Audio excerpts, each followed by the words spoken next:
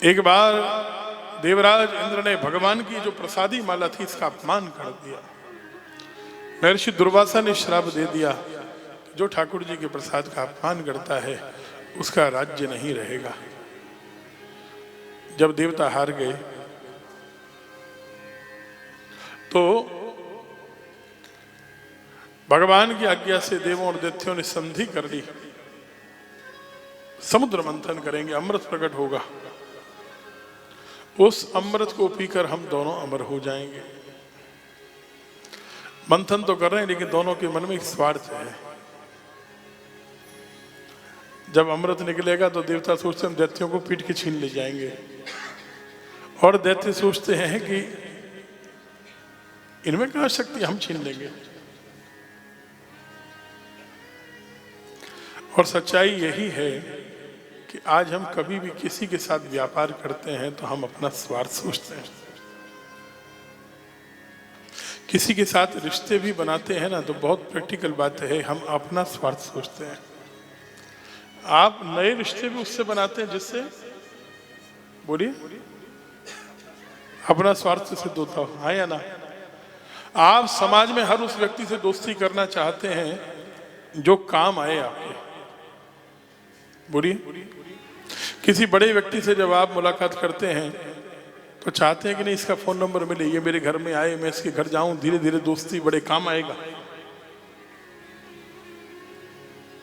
समुद्र मंथन प्रसंग बहुत सुंदर है सज्जनों।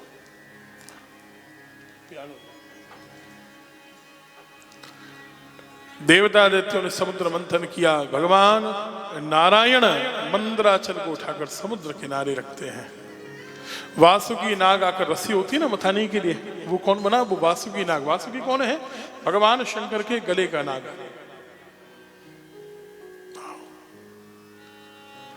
वासुकी नाथ महादेव है ना, यही आपके देवघर के पास। इनकी चर्चा हमने पिछले वर्ष इनकी कथा सुनाई थी कला मंदिर में। इस वर्ष उससे आगे का प्रसंग हम लोग चलेंगे। वासुकी नाग आकर लिपट गई और इतना विशाल मंदराचल कौन धारण करे, नहीं तो समुद्र में धंस जाएगा। तो भगवान कच्छप नारायण रूप लेकर आते हैं और धारण करते हैं पृष्ठ पर। जोर से बोलिए, श्री कच्छप नारायण भगवान की जय। मंथन होने लगा। देवता दैत्य दोनों मंथन कर रहे हैं, लेकिन मंथन से कुछ भी प्रकट नहीं हो रहा और दोनों पसीने पसीने हो गए, थक कर गिर गए। भगवान ने कहा हटो, अब ये कार्य मेरा है। भगवान अजित नारायण रूप धारण करके आ रहे हैं। ये अवतार आपने नहीं सुना होगा, अजित। असल में मंथन न देवों ने किया न दैत्यों ने किया, मंथन तो अजित नारायण ने किया है। भगवान अजित ने जब मंथन किया है तो धीरे धीरे समुद्र का जल उबलने लगा। रहने वाले जलचर जंतु ये जब जलने लगे, अमृत प्रकट करना था लेकिन प्रकट हो गया विष प्रकट हो गया। उस विष का नाम क्या है? हालाहल विष, जहर प्रकट हुआ। अब जहर अगर दुनिया में रह जाए तो दुनिया जल जाएगी। नारायण ने आज्ञा दी, देवों ने प्रसाद रूप में महादेव को दिया और महादेव ने कहा कि मेरे नारायण मुझे अमृत पिलाएंगे तो भी प्रसाद है और विष पिलाएंगे तो भी। और महादेव बिना सोचे समझे इस विष को पी गए। लेकिन पार्वती जी ने उस विष को अंदर नहीं जाने दिया, कंठ में धारण करवा दिया। पार्वती जी ने कस के बाबा के पेट को दबा दिया। भोलेनाथ आप तो विष पी लेंगे, पचा लेंगे, लेकिन आपके अंदर सारी सृष्टि है। उन भक्तों की तो सामर्थ्य नहीं है कि वो विष को पचा सके। इसलिए आप कंठ में धारण करिए। आपके हमने एक बात कही थी, याद है ना आपको? देखिए दुनिया में कदम कदम पर आशीष जी जहर का घूंट पीना पड़ेगा।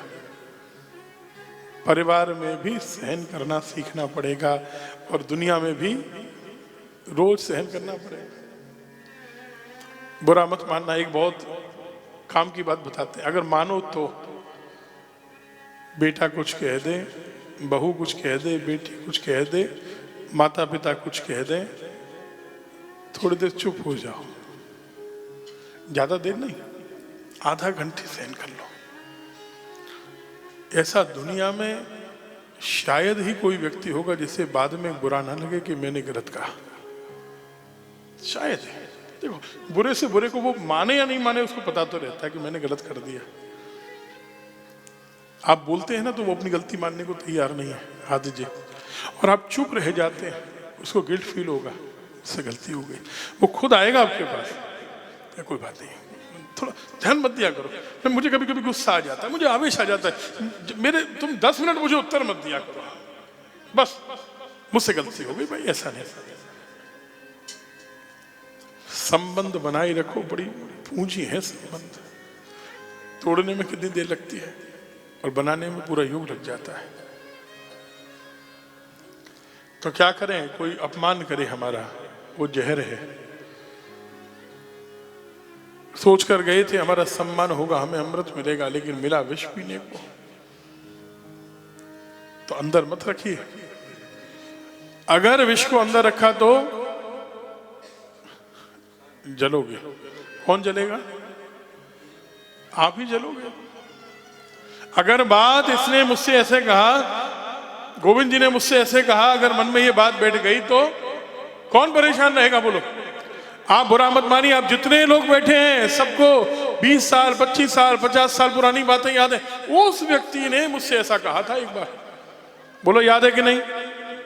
याद है कि नहीं? हाँ या ना करो। मन में है कि नहीं दरार? इसने ऐसा कहा था। तो क्या करना है रतनलाल जी? उगल दें क्या? अपमान करने वाले को उगल दें क्या? नहीं नहीं नहीं, उसे उगलो मत।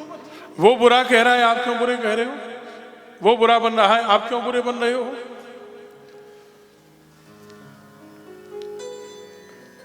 अकबर ने बीरबल को गाली दी, बीरबल ने हाथ जोड़ के कहा वाह जहां पना। फिर गाली दी, वाह जहां पना। फिर गाली दी। 10-20 बार गाली देने के बाद कहा कि भाई बीरबल तुझे गुस्सा नहीं आता? बीरबल ने कहा इसमें क्या, जहां पना जिसके पास जो होगा वही तो देगा। आपके संस्कार में गाली है, अंदर भरी पड़ी है, मुझे दे रहे हो। मेरे पास संस्कार में प्रशंसा करना है, विनम्र बनना है, मैं वो दे रहा हूं। आप बुरे मत बनो। हाँ, उगलो मत, लेकिन हाँ दुनिया से छिपाओ भी मत। उस सामने वाले व्यक्ति को बताना आवश्यक है कि तुमने मेरे साथ गलत किया। ये किसी को मत बताओ, लेकिन 2-4 को बता दो जिससे समाज में रहे कि हाँ इस व्यक्ति ने गलत किया। ये बात छिपाने की नहीं है। हमारे शास्त्र ये नहीं कहते कि बुराई पर पर्दा डालो। ध्यान देना इस प्रसंग से बाबूजी, बुराई पर पर्दा डाल दो, किसी ने गलत किया उसको भूलो नहीं। दुनिया को पता चलना चाहिए सुरेश जी कि इसने मेरे साथ गलत किया, इसीलिए कंठ में दिखाया गया है वो। और हमें क्या सिखाया गया? किसी को छोड़ो नहीं है, शास्त्र नहीं कहते छोड़ो, दिखाओ, दर्शन कराओ। इसीलिए ठाकुर जी भोलेनाथ का भी नाम हो जाता है, पूजा हो रही है, जय जयकार हो रही है।